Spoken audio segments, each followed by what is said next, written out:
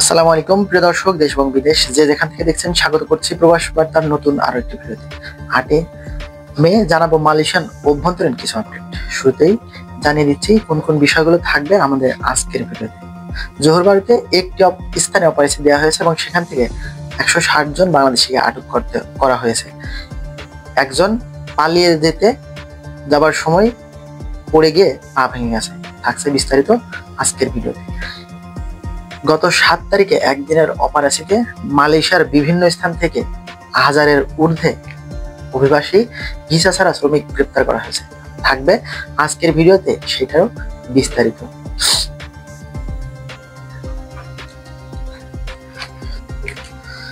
বর্তমান সময়ে মালয়েশিয়াতে খুব বেশি পরিমাণে অপারেশন পরিচালনা করা হচ্ছে।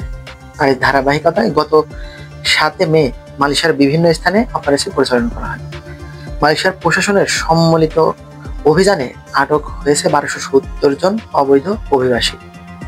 সাথে 11টি কোম্পানিকেও বাজেয়াপ্ত করেছে বা জব্দ করেছে মালয়েশিয়ার ইমিগ্রেশন বিভাগ। তাদের দায় তারা অবৈধ শ্রমিককে কাজ দিয়েছে কিংবা জায়গা দিয়েছে। বর্তমান সময়ে খুব বেশি পরিমাণে অপারেশন পরিচালনা করা হচ্ছে বিভিন্ন ক্ষেত্রে। সেটা হতে পারে আপনার পাম বাগান কিংবা service sector, construction sector, cleaner sector, যে কোনো সেক্টর হতে পারে, সেটা কেলাং অথবা ফ্যাক্টরি, যে কোনো জায়গায় হোক না কেন সমস্ত জায়গাতে কিন্তু অপারেশন পরিচালনা করা হচ্ছে। অপারেশনগুলো পরিচালনা করা হয়েছে অবশ্যই কোম্পানির উপর ভিত্তি করে, আর তাই এই সমস্ত জায়গায় অপারেশন পরিচালনা করা হয়েছে এবং ইমিগ্রেশন থেকে আরো জানানো হয়েছে এই অপারেশনটি চলমান অবস্থাতে থাকবে এবং ভবিষ্যতে আরো বেশি কিভাবে শক্তিশালী করা যায়, অবৈধ অভিবাসীদের কিভাবে আটক করা যায় সেটাই তারা লক্ষ্য বা স্থির করবে এবং অবৈধ অভিবাসীকে মালয়েশিয়া থেকে অবশ্যই তারা নিরসন করেই থাকবে। গতকালকে জোহর বারুর জেবি থেকে একটি কনস্ট্রাকশন সাইডে নির্মাণাধীন সেখান থেকে অপারেশন দিয়ে 160 জন বাংলাদেশি সহ 184 জন মোট গ্রেপ্তার করা হয়েছে। তাদের মধ্যে 18 জন ছিল মিয়ানমারের নাগরিক এবং 6 জন ছিল ইন্দোনেশিয়ার নাগরিক। বাকি 160 জন বাংলাদেশের নাগরিক ছিলেন।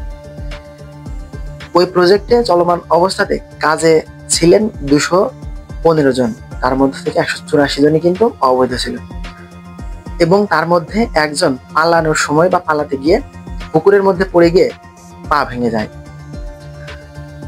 এবং তাকেও কিন্তু গ্রেপ্তার করা হয়েছে।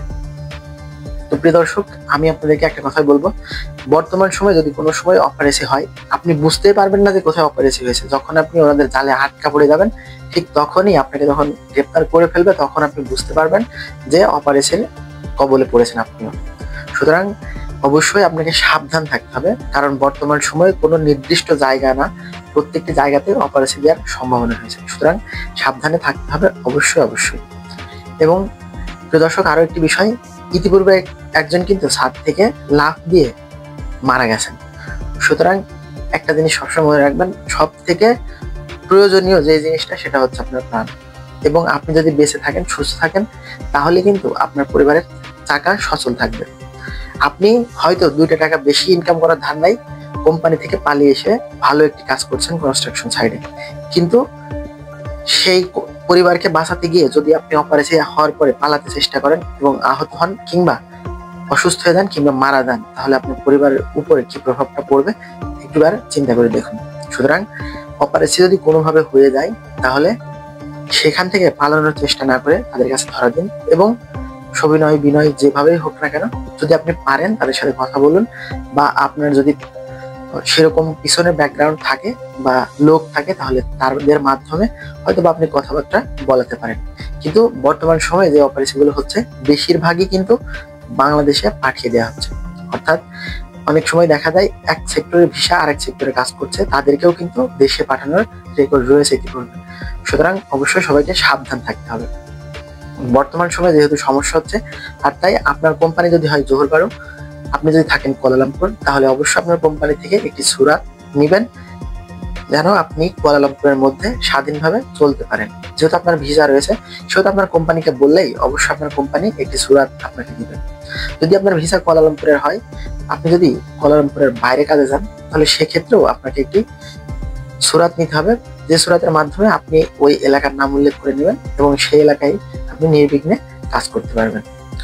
বর্তমান সময়ে কিন্তু ট্রেন স্টেশনেও অপারেশন হচ্ছে। সুতরাং ট্রেনে বা বাসে চলাচলও নিরাপদ নয়। সুতরাং আপনাদেরকে সাবধানে থাকতে হবে, অতিরিক্ত সাবধানতা অবলম্বন করতে হবে। যারা অবৈধভাবে রয়েছেন বা ভিসা ছাড়া রয়েছেন তাদেরকে বলবো বেশি বেশি সাবধানতা অবলম্বন করবেন, বাকিটা উপরওয়ালার ইচ্ছা এবং আপনার কপাল। আর একটা বিষয় বর্তমান সময়ে মালয়েশিয়াতে খুব বেশি পরিমাণ দেখা দিচ্ছে, সেটা হচ্ছে জ্বর বা ডেঙ্গু বা ঠান্ডা। প্রজেক্টে যারা রেস্ট টাইম করেন বা খাবারের পরে একটু বিশ্রাম নেন, তারা কিন্তু নির্জন জায়গায় যান এবং পরিবারের সাথে কথা বলেন, বন্ধু বান্ধবদের সাথে কথা বলেন এবং ঘুমান কিছুটা সময়। ওই সময়টাতে যদি আপনাকে মশাই কামড়ায়, খুব বেশি পরিমাণ মশাই কামড়ালে কিন্তু আপনি জ্বরে আক্রান্ত হবেন। বর্তমান সময়ে দেখা যাচ্ছে বেশিরভাগই এই রোগে আক্রান্ত হচ্ছে। সুতরাং অবশ্যই এই দিকটাও আপনাদেরকে বিবেচনায় রাখতে হবে এবং অবশ্যই সাবধানে থাকতে হবে, মশার কামড় থেকে অবশ্যই বেঁচে থাকতে হবে। আর অনেকেই নতুন ভিসার ব্যাপারে অনেক কিছু বলছেন বা অনেক কিছুই ভাবছেন। নতুন ভিসা দেওয়ার সম্ভাবনা আছে বা দিতে পারে, সেটা জানতে পারবেন আপনি, আমরা সকলেই। সুতরাং যতক্ষণ না পর্যন্ত দিচ্ছে অবশ্যই আপনাকে অপেক্ষা করতে হবে। যখন আপনি চারিদিকে গুঞ্জন শুনতে পাবেন তখন আপনি পর্যবেক্ষণ করবেন বা যাচাই বাছাই করবেন, তারপরে টাকা কিংবা পাসপোর্ট কোনো এজেন্ট কিংবা দালালের কাছে জমা দেবেন। প্রিয় দর্শক, এই ছিল আজকের ভিডিওতে। দেখা হবে পরবর্তী ভিডিওতে। সে পর্যন্ত ভালো থাকবেন, সুস্থ থাকবেন, আমাদের জন্য দোয়া করবেন। আসসালামু আলাইকুম, আল্লাহ হাফেজ।